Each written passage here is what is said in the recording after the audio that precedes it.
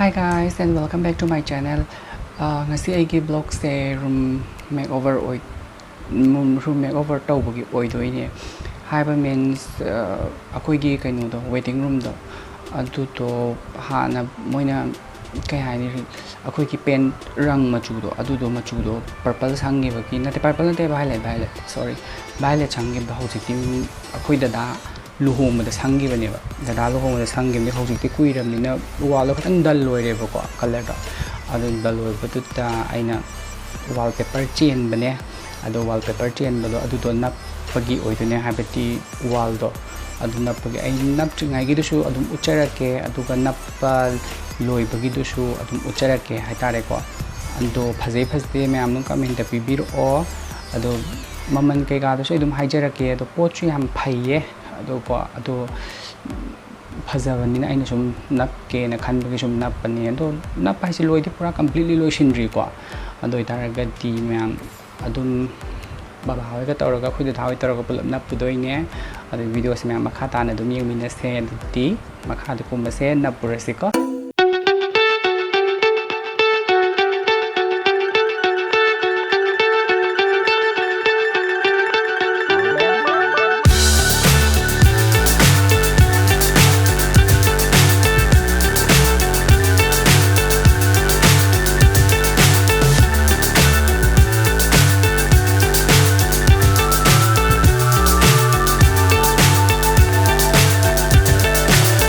So high, I'm hypnotized.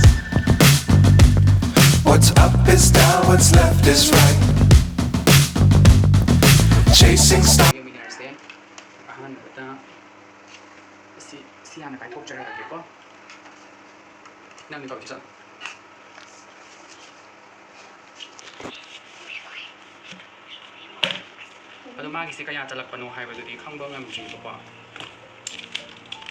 Install wala sticker ko ay season na siya ganun apa isi ko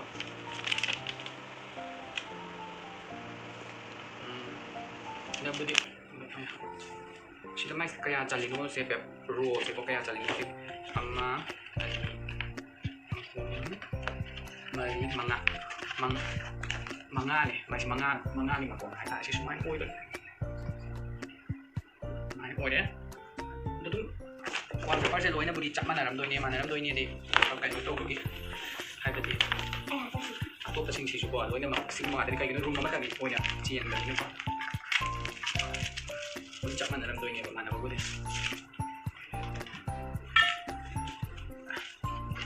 si chak mana ram doi ne ma ma chak di ba ne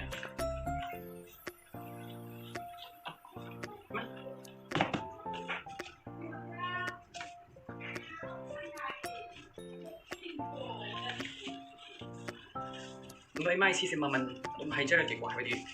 kaino me kaya ka mai to to hadi kaino si dia si so dum si ne mana ya dum nap pai so haijara ke si na kaya halap ko sa sagis na mga ne sina amma ani akong sina akong suntuga later China last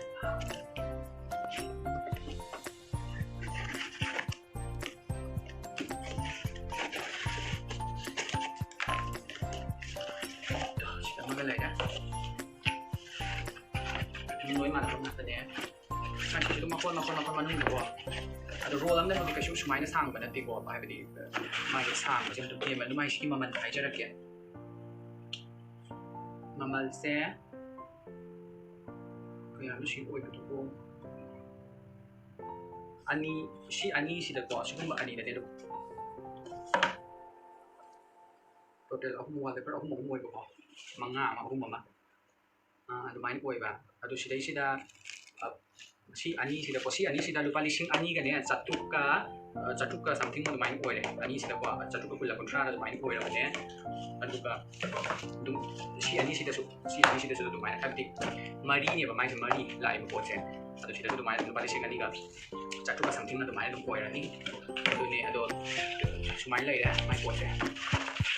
ꯑꯗꯨ ꯑꯣꯏꯇꯥꯔꯒꯗꯤ ꯅꯞꯄ ꯀꯥꯟꯗ ꯑꯗꯨꯝ ꯎꯠꯆꯔꯛꯑꯒꯦ ꯃꯌꯥꯝ ꯅꯞꯄꯗ ꯋꯥꯜꯗꯣ ꯀꯩꯅꯣꯗ ꯅꯞꯇꯣꯏꯅꯦ ꯑꯩꯈꯣꯏꯒꯤ ꯋꯦꯔꯤꯡꯒꯨꯝꯗꯀꯣ ꯋꯦꯔꯤꯡꯒꯨꯝꯗ ꯅꯞꯄꯒꯤ ꯑꯩꯅ ꯁꯨꯝ ꯆꯦꯟꯕꯅꯦ ꯑꯗꯣ ꯅꯞꯄꯗ ꯄꯨꯂꯞ ꯌꯦꯡꯃꯤꯟꯅꯔꯁꯤ ꯍꯧꯖꯤꯛ ꯅꯞꯇꯣꯏꯁꯦ ꯑꯁꯤꯒꯤ ꯃꯄꯥꯛꯁꯦ ꯁꯤ ꯃꯄꯥꯛꯁꯤꯗ ꯅꯞꯀꯗꯣꯏꯅꯦ ꯑꯗꯣ ꯈꯣꯕꯥꯅ ꯁꯣꯝ ꯅꯥꯀꯟꯗ ꯅꯞꯄ ꯁꯦꯝꯗꯣꯏ ꯇꯧꯔꯤ ꯑꯗꯣ ꯑꯩꯅ ꯆꯦꯟꯕ ꯋꯥꯜꯄꯦꯄꯔꯗꯣ ꯁꯤꯁꯤꯅꯦ ꯁꯤꯁꯤ ꯅꯞꯄ ꯂꯣꯏꯔꯦ ꯁꯣꯝ ꯖꯒꯥꯁꯤꯃ ꯀꯣ ꯅꯞꯄ ꯂꯣꯏꯔꯦ ꯑꯗꯣ ꯁꯤꯒꯤꯁꯨ ꯅꯞꯇꯣꯏꯅꯦ ꯑꯗꯣ ꯄꯦꯄꯔꯈꯩ ꯁꯤꯗ ꯂꯣꯏ ꯂꯩꯔꯦ ꯑꯗꯣ ꯁꯤ ꯁꯨꯃꯥꯏꯅ ꯅꯞꯄꯅꯤ ꯑꯗꯣ ꯅꯞꯄꯗꯣ ꯑꯗꯨꯝ ꯎꯠꯆꯔꯛꯑꯒꯦ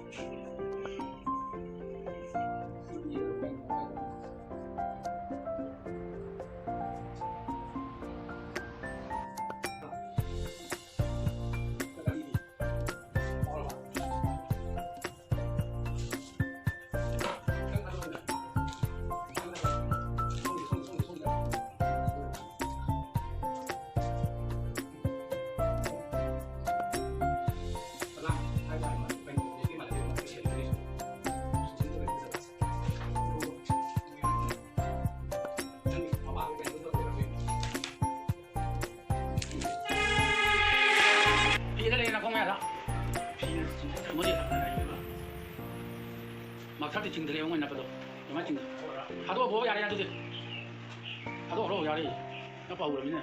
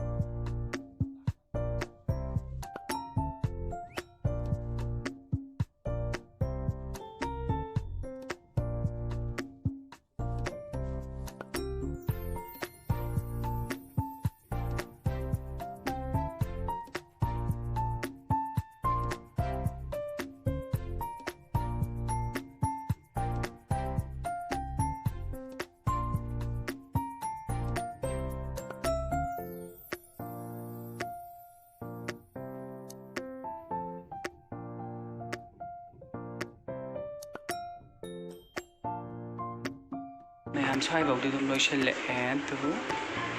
ꯁꯤꯒꯤ ꯑꯦꯔꯤꯌꯥꯁꯤꯒꯩꯗꯤ ꯂꯣꯏꯁꯤꯜꯂꯛꯑꯦ ꯑꯗꯣ ꯑꯁꯣꯝꯒꯤꯁꯦ ꯀꯩꯅꯣ ꯇꯧꯋꯦꯕꯀꯣ ꯃꯥꯁꯦ ꯈꯤꯇꯪ ꯀꯩꯅꯣ ꯇꯧꯋꯦ ꯑꯗꯨꯅ ꯑꯁꯣꯝꯒꯤꯁꯦ ꯑꯃꯨꯛ ꯁꯦꯝꯃꯒ ꯑꯃꯨꯛ ꯅꯞꯄꯛꯀꯗꯣꯏꯅꯦꯕ ꯑꯗꯣ ꯁꯤ ꯅꯞꯄ ꯂꯣꯏꯁꯤꯜꯂꯛꯑꯦ ꯃꯈꯥꯁꯦ ꯑꯃꯨꯛ ꯂꯣꯏꯅꯃꯛ ꯀꯂꯔ ꯇꯧꯔꯛꯈꯤꯅꯤ ꯑꯗꯨ ꯋꯥꯜꯁꯦ ꯈꯪꯗꯦ ꯁꯣꯝꯒꯤꯁꯤꯁꯨ ꯅꯞꯄꯛꯄ ꯌꯥꯅ ꯂꯩ ꯍꯥꯏꯕꯗꯤ ꯁꯤꯒꯤ ꯁꯨꯃꯥꯏꯅ ꯁꯣꯝꯁꯨ ꯅꯞꯄꯛꯄ ꯅꯠꯇ꯭ꯔꯒꯗꯤꯅꯦ ꯁꯤꯁꯦ ꯑꯩꯅ ꯍꯥꯟꯅ ꯅꯞꯄꯛꯄ ꯄꯣꯠꯅꯦꯕ ꯑꯗꯣ ꯁꯤꯁꯦ ꯀꯩ ꯍꯥꯏꯅꯤ ꯁꯨꯝ ꯐꯕꯨꯗꯤ ꯐꯖꯕꯅꯦꯕ ꯁꯤ ꯋꯥꯜꯄꯦꯄꯔꯁꯤꯒꯤ ꯑꯣꯏꯅꯕꯨꯗꯤꯀꯣ ꯑꯗꯨꯗꯩꯗꯨꯗꯅꯦ ꯑꯩ ꯚꯤꯗꯤꯑꯣ ꯅꯝꯃꯤ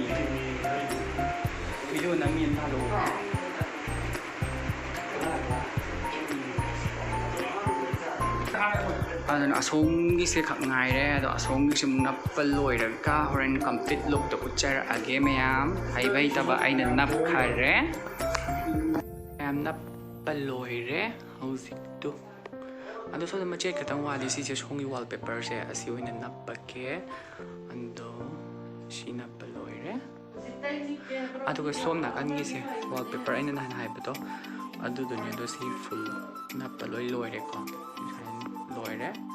ꯑꯁꯤꯁꯨ ꯅꯞꯄꯦ ꯁꯨꯃꯥꯏꯅ ꯑꯗꯣ ꯑꯩꯈꯣꯏ ꯆꯤꯆꯦꯒꯤ ꯃꯥꯒꯤ ꯀꯩꯅꯣꯅꯦ ꯁꯤꯅ ꯃꯥꯒꯤ ꯎꯞꯄꯨꯅꯦ ꯑꯗꯣ ꯁꯤ ꯑꯩꯅ ꯁꯨꯝ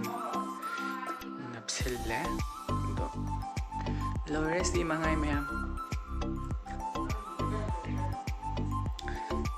ꯂꯥꯞꯊꯣꯛꯑ ꯌꯦꯡꯕꯗꯅ ꯁꯨꯃꯥꯏꯅ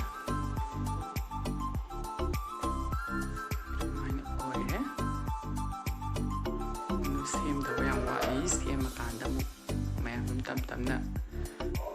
ꯎꯠꯆꯔꯛꯑꯒꯦꯀꯣ. Okay guys, thanks for watching my video. Ado comment tauba kaubigano mayam ado anobo yengboy taragade please don't forget to like and subscribe and share tauba kaubigano aduga aigi Facebook and Instagram Thoi Moirang ana dum laibane ado dum mayam dum follow tawbiro o comment gumba pininga su sigi kaino dum pibiro o ando sida dum loishinjarake mayam ado phajai phajade do comment haibiro o ado di mayam love you bye bye